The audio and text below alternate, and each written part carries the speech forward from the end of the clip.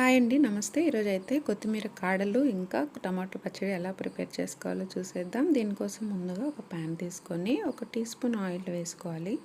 పచ్చిమిర్చి ఒక 10 నుంచి 15 వరకు వేసుకొని ఫ్రై చేసుకోవాలి. ఇంకా కాస్త ధనియాలు, కొంచెం జీలకర్ర, కొంచెం అంటే కొంచెమే మెంతులు వేసుకోవాలన్నమాట. చేదు వస్తుంది ఎక్కువ వేసుకుంటే. వీటిని ఫ్రై చేసుకొని ఒక బౌల్లోకి తీసి పక్కన పెట్టుకోవాలన్నమాట.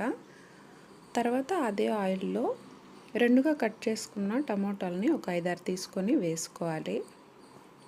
ఇవి బాగా ఫ్రై అవ్వాలన్నమాట. హై ఫ్లేమ్లో కొంచెం ఫ్లేమ్ని అడ్జస్ట్ చేసుకుంటూ వీటిని ఫ్రై చేసుకోవాలి.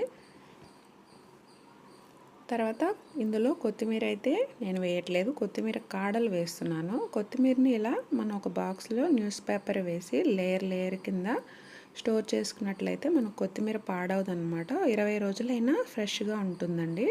ఈ టిప్ తప్పకుండా ట్రై చేసి చూడండి. ఇలా న్యూస్ పేపర్ వేసి 2 లేయర్లుగా వేసి పెడుతున్నాను నేను ఎయిర్ టైటనింగ్ బాక్స్లో. ఇవైతే కొత్తిమీర కాడలు అనమాట. వీటిని నేను ఈరోజు పచ్చడికి యూస్ చేస్తున్నాను.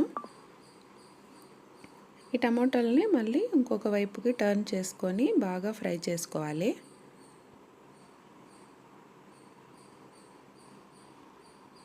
కాస్త పచ్చివాసన పోయి ఇవి బాగా మెత్తపడాలన్నమాట. ఇప్పుడు ఇందులో రుచికి సరిపడా చింతపండు వేసుకుంటున్నాను. ఇంకా కొంచెం వెల్లుల్లి రెబ్బలు వేసుకొని బాగా ఫ్రై చేసుకోవాలి. ఇలా పొగలాగా వస్తుంది కదా, ఈ స్మోకీ ఫ్లేవర్ వస్తుందండి మనకు పచ్చడికి. టేస్ట్ చాలా బాగుంటుంది. హై ఫ్లేమ్లో పెట్టుకొని కాసేపు అయినా ఇలా ఫ్రై చేసుకోండి. చూసారా, టమాటాలు అయితే బాగా మెత్తబడిపోయాయి.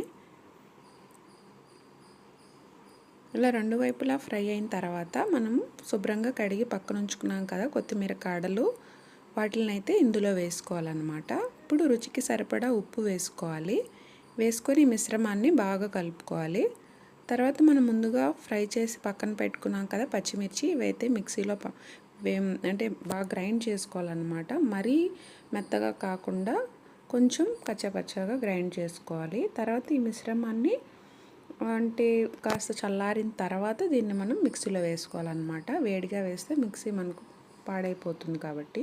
తర్వాత దీన్ని సర్వింగ్ బౌల్లో తీసుకోవాలి. కాస్త కచ్చాపచ్చాగానే వేసుకోవాలండి.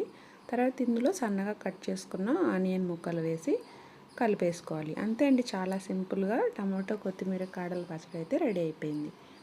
ఈ వీడియో మీకు నచ్చిందని అనుకుంటున్నాను. వీడియో నచ్చితే తప్పకుండా నా ఛానల్ని సబ్స్క్రైబ్ చేసుకోండి. ఇంకా లైక్ చేయండి, షేర్ చేయండి. Thank you for watching.